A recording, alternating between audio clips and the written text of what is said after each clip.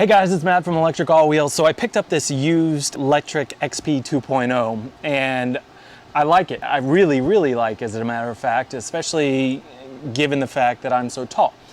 The one thing I don't like is that the battery doesn't last as long as I want, especially at my weight. I'm about 250 pounds with the 9.6 amp hour battery, even 48 volts, even in moderate speeds. I'm not even trying to throttle all the way out. It just doesn't last very long. And for me, a typical ride would be around 10 miles, especially for a recreational destination ride. So what I'm gonna do is I'm gonna mock up what I've seen on YouTube so far. I have this extra 48 volt battery. This is not the permanent one because right now I'm gonna mount it here on the rear rack and then have it with this pack balance discharge that I got on Amazon. I think it was like 20 bucks.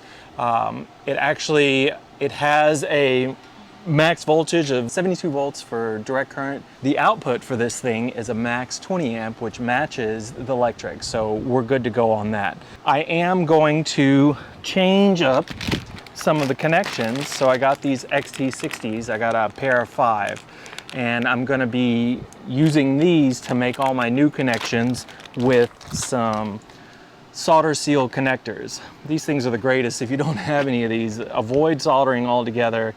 Get some of these and get some shrink wrap and put them around it. It'll just make your life a whole lot easier. Using a heat gun is a heck of a lot easier than using a soldering iron. It shouldn't be terribly difficult. I've gone ahead and mocked up an extension cord so I can get into my controller and out onto the rear rack. I anticipate a little bit of a real estate problem. The controller is actually in here on the frame and I'm gonna see if I can get this thing to fit in there. So we're gonna be trying to work in a tight space, but I think it'll go through, and mostly just wanna demonstrate that it's possible. So here we go.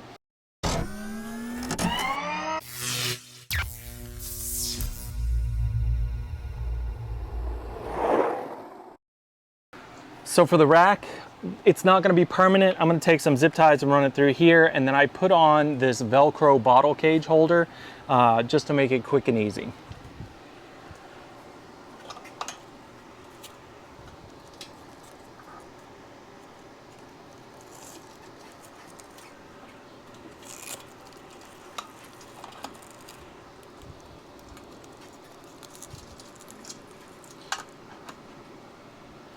And then I'll tie it up with some Velcro. I'll probably have to remove these bolts, but it should be fine. All right, I've gone ahead and removed the battery from this, so I don't have to deal with that. It's not a big step, but I took it out.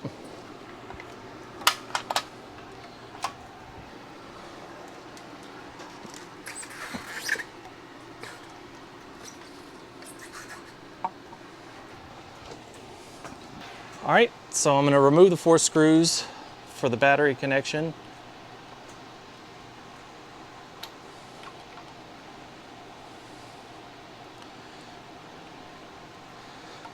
You're probably going to be surprised when you get in here, but there's only 2 real pole connections on this, and they're end to end on this bad boy. And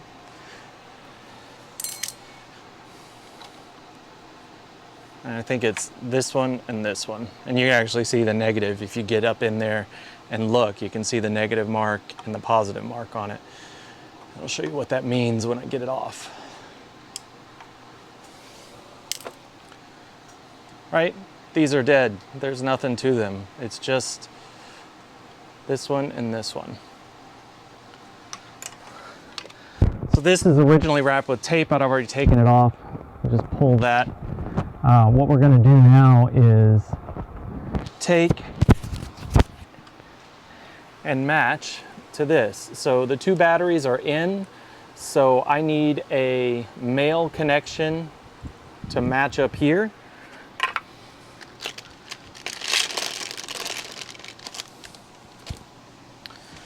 So I'm going to take this,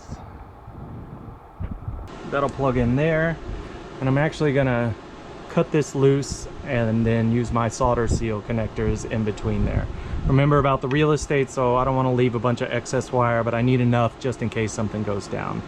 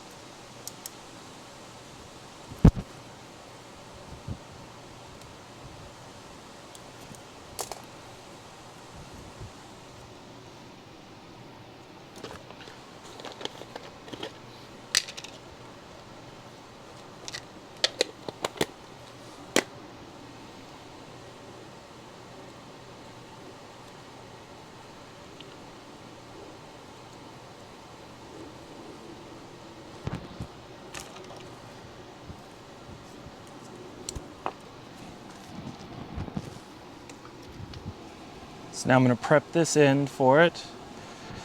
Let's see.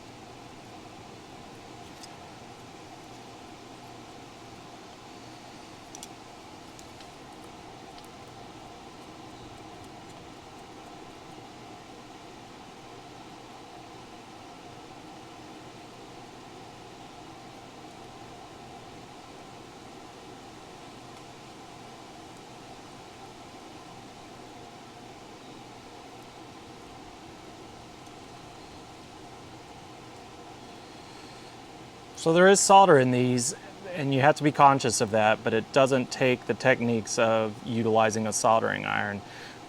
In this metal banded strip, you'll see it when it gets heated up. The shrink wrap will go around the wiring, and then there will be a dispersion of bright silver that is the solder that makes the connection.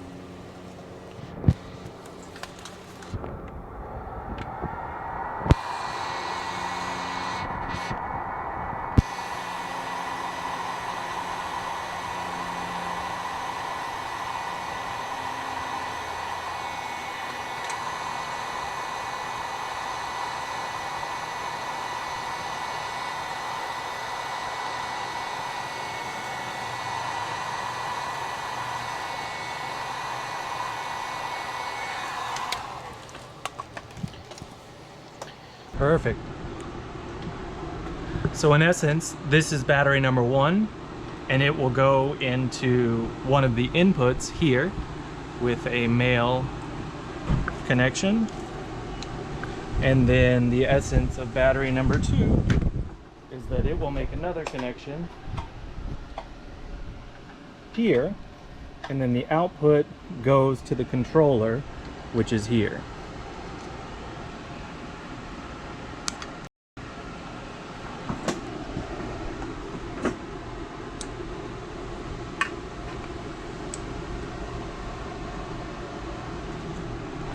So I've already prepped my controller connection here. So again, that's the out, That's all the power going to the controller and motor, so here to here, and this is where we're going to connect.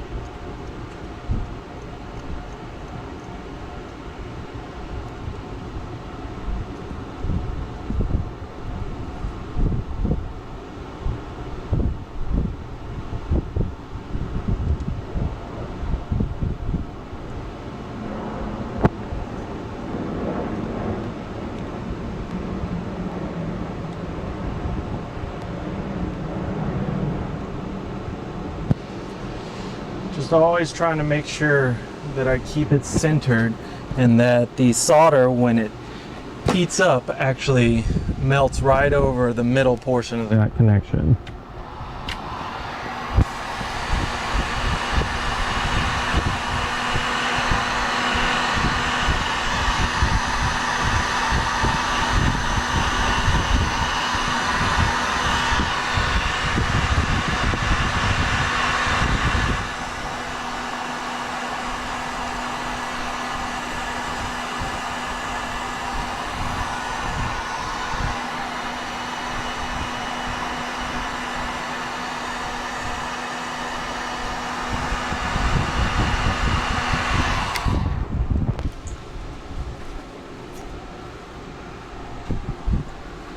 Perfect. So this is my out to the controller.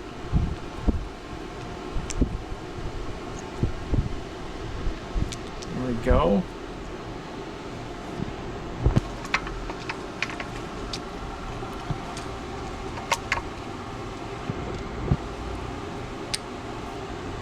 So now I'm going to take my extension, make sure that I get my in side going through, and then I'm going to run it right up through the bottom here.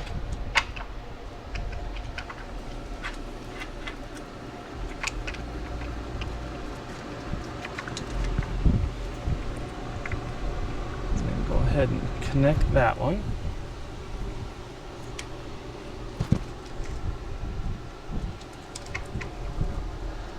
Now what I think I'm going to do is try and get this box inside. Oh my.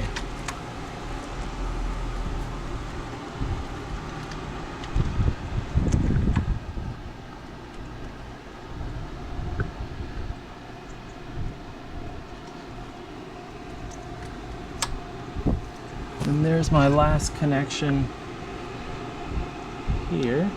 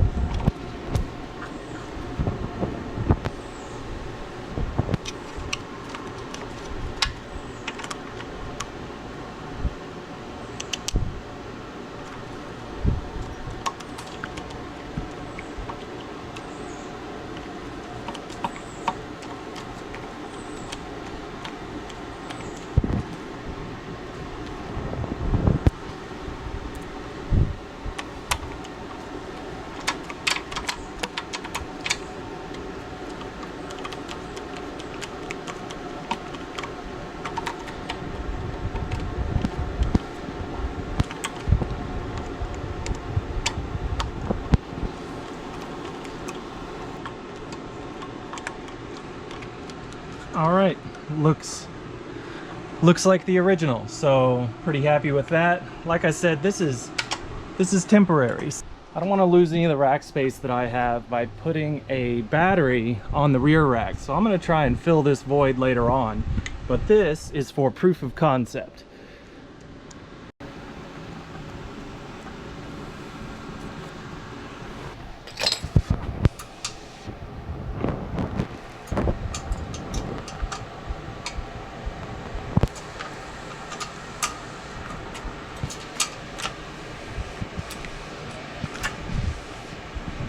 I'm taking them out because the battery is going to sit flush to the rack, and these will be in the way because it's just a little bit wider than the battery connector.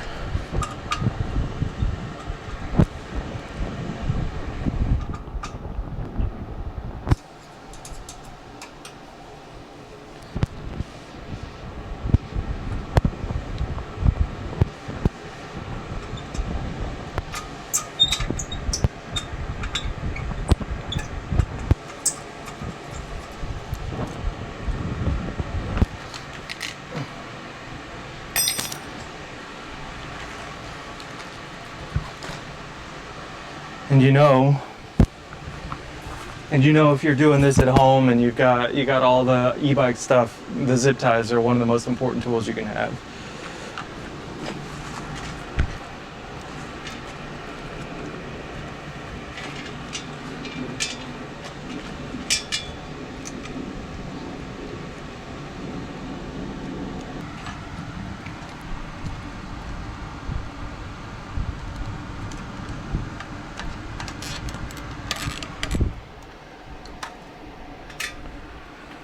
There we go. That should do it.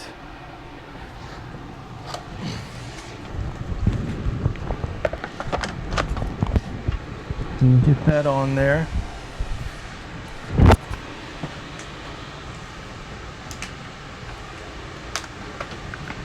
Well, this battery's seen better days, but it's going to do the job.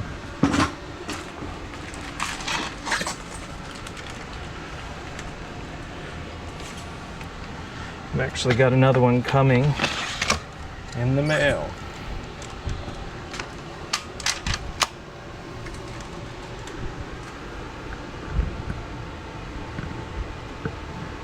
Voila, it's on there. Let's go ahead and make sure this battery is on.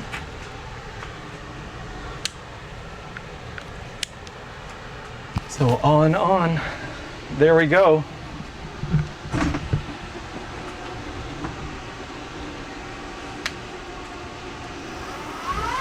We have officially almost tripled. No, so we went from 9.6 to, I believe, 14 amp hours for a total of 24, which, heck yeah. I know that'll get us about 20 plus miles. I got a couple big friends coming into town. It's gonna be great. I'm gonna take them out for a ride. They're gonna love it. Hope you guys enjoyed this. We'll put some links below for the items that were used here. Area 13 e-bikes or Bolton, they have a really good charge balance. And that's one of those that has been popular through the videos. I just wanted to find some stuff that's on Amazon so everybody can get there. The most affordable. If I'm gonna look to make a more high performance e-bike, I'm looking for something that allows for a higher discharge. 20 amps is about the cap for this. And we wanna make sure that if we're going for some crazy e-bike, something better, bigger motor, faster, etc., that we keep that in mind as we move forward. But wow, I'm impressed. I'm happy about it. Nothing's blown up yet, so I think we're gonna be good to go. I'm gonna take it for a ride, and so worked like a champ. Have lots of discharge. I did watch the current meter when it was on, and it maxed out at 20 when I was going up a hill. I knew that was gonna be the case going in. I really didn't see or feel a performance difference. I wanna speak to you about why I bought that connector and didn't just put them in parallel.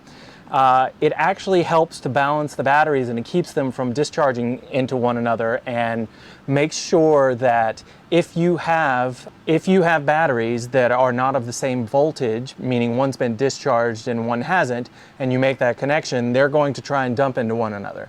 The balancer helps to change that. It makes it possible to make those connections without having to worry so much about perfect setup with the voltage and the amps to make sure that you don't corrupt any of your cells internally. So I'm super happy about it. Pretty cheap fix. It was very quick too. One of the fastest videos we've made. So keep an eye out. Again, please like and subscribe if you haven't already.